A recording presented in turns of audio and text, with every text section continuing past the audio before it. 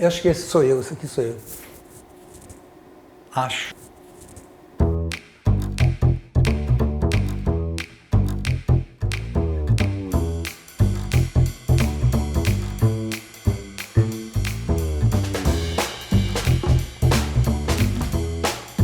Então, o Lupa foi criado em 2017 depois de uma experiência já consolidada da UF, oferecendo a disciplina de preservação audiovisual como obrigatória para os estudantes do curso de cinema. E a gente percebeu que depois de alguns anos faltava um espaço para os alunos continuarem atuando. Então, a ideia de criar um laboratório onde a gente consolidasse um acervo, onde pudesse fomentar as pesquisas, onde tivesse uma atividade de extensão preservando filmes realizados pela sociedade, aprimorando a expertise de preservação, colaborando com essa expertise para fora da universidade, é o que motivou a criação do Lupa. A UF é pioneira não só no Brasil, mas também na América Latina, na introdução da área de preservação audiovisual no ensino de cinema, no bacharelado. Então eu acho que essa disciplina trouxe uma consciência dessa necessidade, né, de você de cuidar do seu material. Quando a gente teve essa ideia de criar o Lupa, a gente pensou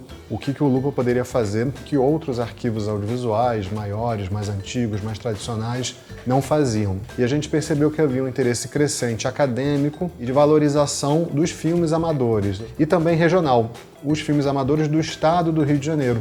A ênfase que a gente teve aqui ao criar esse laboratório e ao desenvolver essa área dentro da universidade é pensar nas bitolas, nos formatos menores, formatos que não são privilegiados, na média, por esses grandes arquivos. E nesse campo das bitolas pequenas, né, não tem como a gente fugir do que a gente está chamando de filme doméstico, de filme familiar, do filme órfão, do filme publicitário, do filme educativo, do filme turístico. Então, o primeiro foco nosso foi criar uma estrutura para o exame manual dessas películas e depois a gente focou em criar a primeira estrutura numa universidade brasileira para digitalizar esse tipo de documento. Então, a gente adquiriu um scanner focado em digitalização em alta resolução de filmes 9,5, 8mm, 16mm. Chegam em estados mais variados, né?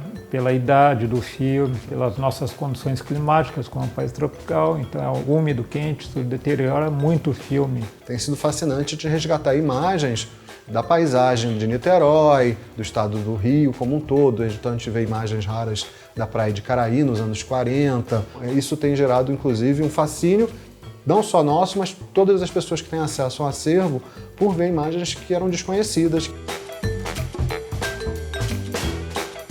A gente teve muito prazer de ter no catálogo de tecnologias sociais da UF o projeto Digitalização de Filmes Amadores Fluminenses, que a gente acredita que ela atende um problema que não tinham iniciativas anteriores que o abordassem de forma tão aprofundada e tão eficiente como o nosso, que é a preservação das realizações audiovisuais amadoras. Então a gente criou essa metodologia de divulgar o nosso trabalho e assim receber esses acervos pessoais, digitalizar, catalogar e depois dar acesso qualificado a essas imagens. Então assim a gente está de certo modo preservando a história mais ampla do Brasil, registrada em filmes amadores e colaborando para a consolidação das identidades culturais, particularmente do estado do Rio, percebendo que esses documentos audiovisuais familiares se tornam importantes para uma memória coletiva. A gente tem que pensar na ideia de memória não só relacionada a presente e passado,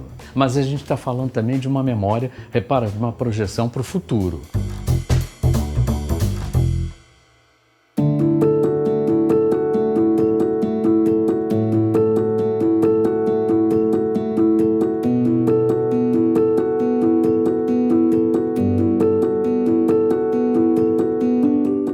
As atividades de ensino, extensão, pesquisa e inovação estão muito ligadas. Primeiro porque todas as atividades práticas cotidianas do laboratório envolvem e dependem muito dos alunos, que têm aqui no laboratório a oportunidade de adquirir um conhecimento prático, uma experiência técnica especializada que pode, inclusive, ter uma importância como uma profissão assim que eles saírem da universidade. É muito interessante ver tudo que foi feito muito antes de eu nascer, assim, tanto fatos históricos maiores, tipo, agora eu tô vendo Prestes na Assembleia 1946, mas também aniversários e pequenos costumes que são muito interessantes de entender o quanto as coisas mudaram ou quanto elas continuaram iguais. E eu me formo no fim desse ano com a ideia de fazer um TCC sobre preservação de filme doméstico, especificamente.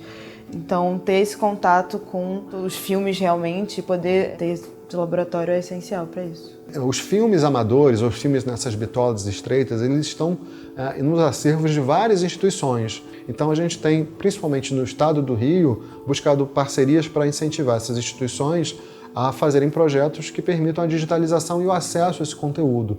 Então a gente está estabelecendo parcerias com a Academia Brasileira de Letras, que tem o acervo dos imortais da Academia, parcerias com instituições como o Centro Técnico do Audiovisual, como a Cinemateca do Museu de Arte Moderna, o Arquivo Nacional. Então acho que também é importância a gente pensar o papel do Lupa com uma especialidade dentro de uma rede mais ampla de arquivos, trabalhando sempre em colaboração e cooperação. A prioridade do Lupa, sobretudo com a possibilidade de digitalização dos filmes, é dar o acesso o mais facilitado, o mais amplo possível ao nosso acervo.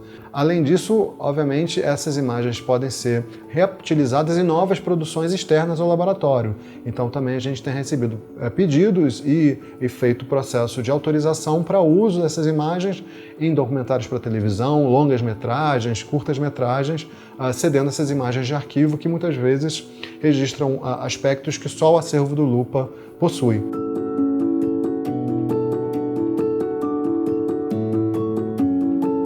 A gente recebe filmes aqui no Lupa, muitas vezes, por pessoas que conhecem a gente ou ouvem falar. Então, um exemplo é de uma ex-aluna nossa, Ana Galiza, fez cinema aqui na UF e trouxe os filmes feitos pelo tio dela. Ele era um ator, professor de teatro. Ele morreu nos anos 80, na primeira onda de casos de AIDS. E a família não falava muito sobre isso. Ela já tinha usado alguns desses materiais no curta-metragem que ela fez como trabalho de conclusão de curso aqui da UF, e ela quer expandir aquele projeto de um curta para um documentário em longa-metragem, um material bem interessante não só de importância familiar, mas para a própria história do teatro e da cultura brasileira dos anos 70 e 80. A preservação desses materiais familiares, né, e sobretudo o acesso, acho que é fundamental para que outros olhares, né, e outras correlações do conteúdo desse material seja feito, assim. Há o interesse da própria família afetivo, né, em manter e acessar esse material,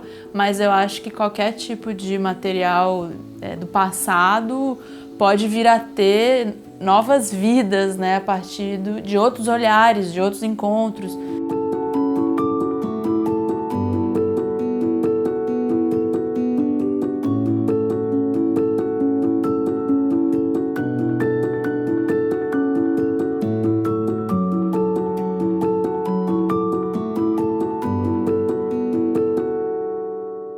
Nós morávamos numa casa que tinha um jardinzinho na frente e era a nossa vida ali, minha e dos meus 2 irmãos. E a gente vivia brigando e pulando. E quando eu vi isso, você fica muito impactado, né? Porque você não lembra mais, mas de repente você se vê. É muito gratificante, às vezes, ver a emoção das pessoas ao reverem essas imagens, né, dos parentes, a lembrança dos pais, né, delas próprias pequenas, que às vezes até a gente começa a meio que sentir parte da família aquela, né. Tinha ali um material muito íntimo e muito afetivo, e tem uma cena linda dos meus pais se beijando numa praia em Cabo Frio. O meu pai era famoso também porque ele era meio playboy de Caraí, assim, as pessoas conheciam ele porque ele tinha moto do ano. E eu acho que a minha intenção também de trazer esse material para o Lupa era justamente disponibilizar, assim, para que a memória da minha família, do meu pai, possa estar disponível, mas acho que para que outras pessoas também possam se ver, né? Você vê que tem umas cenas de carnaval que eu queria muito saber quem são as pessoas que estão ali, para que as pessoas entendam como era, enfim, o modo de vida daquela época, como que as pessoas se comportavam, como se vestiam, como era Niterói mesmo, a arquitetura, o material que ele está esquiando em Taquatiara. É isso, né? Eu acho que é um retrato de um tempo. Espero que possa ser usado para que outras histórias possam ser contadas, não só do meu pai, mas de outras pessoas.